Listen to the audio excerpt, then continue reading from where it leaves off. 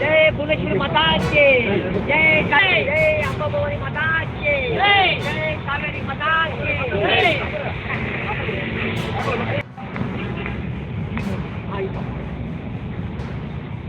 बोलो भारत माता की जय, कावेरी भुवनेश्वरी माता की।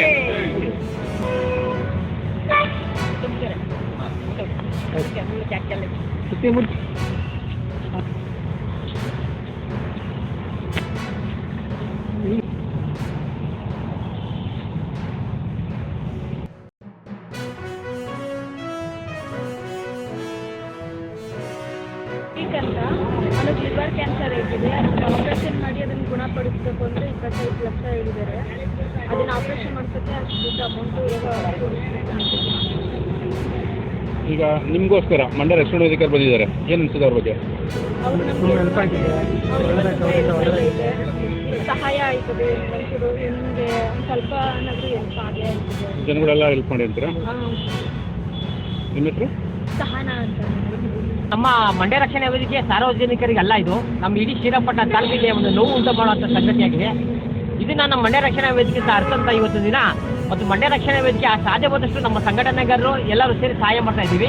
ಮತ್ತು ಸಾರ್ವಜನಿಕ ವಲಯಗಳಲ್ಲಿ ಯಾರೋ ಇದ್ರ ಬಗ್ಗೆ ಒಂದು ಮಗುನ ನೋಡಿ ಆರೋಗ್ಯ ಸುಧಾರಣೆಗೋಸ್ಕರ ಹಣ ಏನು ದಾನ ನೀಡಿದ್ದಾರೆ, ಆ ದಾನನ ಇವತ್ತು ಕುವೆಂಪು ವೃತ್ತದಿಂದ ಹಿಡಿದು ರಂಗನಾಥ ದೇವಸ್ಥಾನದವರೆಗೆ ಒಂದು ಪಾದಯಾತ್ರೆ ಮಾಡೋ ಮುಖಾಂತರ ಹಣ ಸಂಗ್ರಹಣೆ ಮಾಡಿ ಮಗುವಿಗೆ ಪೋಷಕರಿಗೆ ನೀಡ್ತಾ ಇದ್ದೀವಿ.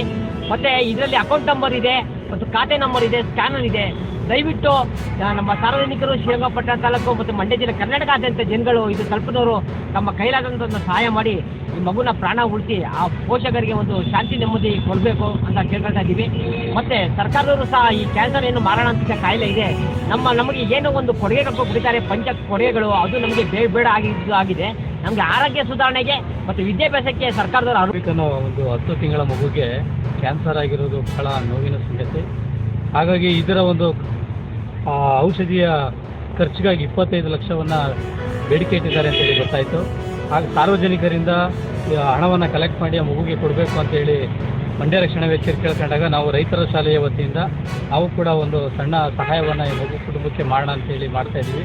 ದಯಮಾಡಿ ಸರ್ಕಾರಗಳು ಇಂಥ ಮಕ್ಕಳ ವಿಚಾರದಲ್ಲಾದರೂ ಉಚಿತವಾಗಿ ಆ ಮಕ್ಕಳಿಗೆ ಈ ಥರ ಕ್ಯಾನ್ಸರ್ ಅಥವಾ ಮಾರಕ ಕಾಯಿಲೆಗಳು ಏನು ಬರ್ತವೆ ಅದಕ್ಕೆ ಸಂಪೂರ್ಣ ಸಹಕಾರವನ್ನು ನೀಡಿ ಆ ವೈದ್ಯಕೀಯ ವೆಚ್ಚವನ್ನು ಸರ್ಕಾರನೇ ಭರಿಸಿ ಈ ಮಕ್ಕಳನ್ನು ಕಾಪಾಡಬೇಕು ಅನ್ನೋದು ನಮ್ಮೆಲ್ಲರ ಆಗ್ರಹ ಆಗಿದೆ. ಯಾಕೆಂದರೆ ಇಂದಿನ ಪ್ರಜೆಗಳೇ ನಮ್ಮ ದೇಶದ ಭದ್ರ ಬುನಾದಿ ಆಗಿರುವಾಗ ಮೀಡಿಯಾವರೇ ಆಗಲಿ ಯಾರೋ ವಿರೋಧ ಪಕ್ಷವೇ ಮಾತಾಡಲಿ, ಸಮಸ್ಯೆ ಎಷ್ಟು ನನ್ನ ತಾಲೂಕಿನಲ್ಲಿ ಭ್ರೂಣಲಿಂಗ ಪತ್ತೆನೂ ಆಗಿಲ್ಲ, ಭ್ರೂಣಲಿಂಗ ಹತ್ಯೆನೂ ಆಗಿಲ್ಲ. ಅದಕ್ಕೆ ಸ್ಪಷ್ಟವಾದ ಉದಾಹರಣೆ ಯಾವುದೂ ಇಲ್ಲ. ಇದು ಮಾಧ್ಯಮಗಳು ತಪ್ಪು ಮಾಹಿತಿಯಿಂದ ಯಾರೋ ಮಾತಾಡೋದಕ್ಕೆ ಪ್ರಕಾರ ಆಗಿದೆ. ಕೆಲವರು ನಾವು ಕೆಡಕು ಮಾತಾಡೋಕ್ಕೆ ಕಮೆಂಟ್ಸ್ ಆಗ್ತಾ ಇದ್ದಾರೆ. ಯಾರು ಕೆಲವು ಬುದ್ಧಸ್ಥರಿಗೆ ನಾಲ್ಕು ಅವ್ರಿಗೆ ನಾನು ತೆಗೆದುಕೊಳ್ಳುವಂತ ಅವಶ್ಯಕತೆ ಇಲ್ಲ.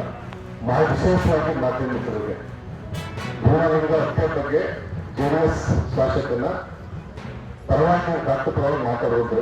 ನಮ್ಮ ತಾಲೂಕಿನಲ್ಲಿ ಭ್ರೂಣಲಿಂಗ ಪತ್ತೆನೂ ಆಗಿಲ್ಲ, ಹತ್ಯೆನೂ ಆಗಿಲ್ಲ. ಒಂದು ತಾಂತ್ರಿಕ ಸಮಸ್ಯೆ ಏನಾಗಿದೆ ಅಂತಂದ್ರೆ, ಈಗ ನಾವು ಡಾಕ್ಟರ್ಗಳು ಹೇಳ್ತೀವಿ, ನಾನು ಕೆಡಿಕೊಂಡು ಮಾತಾಡೋದು ಅಷ್ಟೇ. ನನ್ನ ಕರ್ತವ್ಯ ಏನು? ಸಾರ್ವಜನಿಕ ಬಂದ ಸಂದರ್ಭದಲ್ಲಿ ಒಬ್ಬ ಶಾಸಕನ ಕರ್ತವ್ಯ ಕಾನೂನು ಪಾಲನೆ ಮಾಡೋದು, ಸಾರ್ವಜನಿಕ ಕೆಲಸ ಮಾಡೋದು, ಅದಕ್ಕೆ ಪ್ರೂಫ್ ಮಾಡುವಂಥದ್ದು. ಒಂದು ಕರ್ತವ್ಯ ಏನು?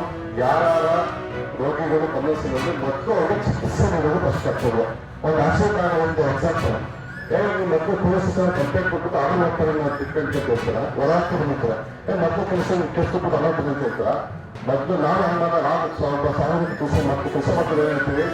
ಮೊದಲು ನೀನು ಡ್ಯೂಟಿ ಮಾಡಪ್ಪ, ಡಾಕ್ಟರ್ ಕೆಲಸ ಮಾಡಿ, ನಂತರ ಕಾನೂನು ಅಂತ ಹೇಳ್ತೀವಿ. ಯಾರೋ ರೋಗಿ ಜೀವ ಹೋಗೋ ಸಂದರ್ಭದಲ್ಲಿ ಮೊದಲು ಕೇಸ್ ಕಾನೂನು ಅಂತ ಹೇಳಕ್ಕಿಲ್ಲ.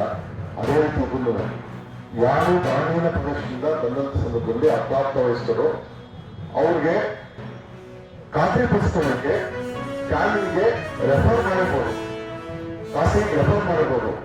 ಅದಾದ ನಂತರ ಪುನಃ ಒಬ್ಬರ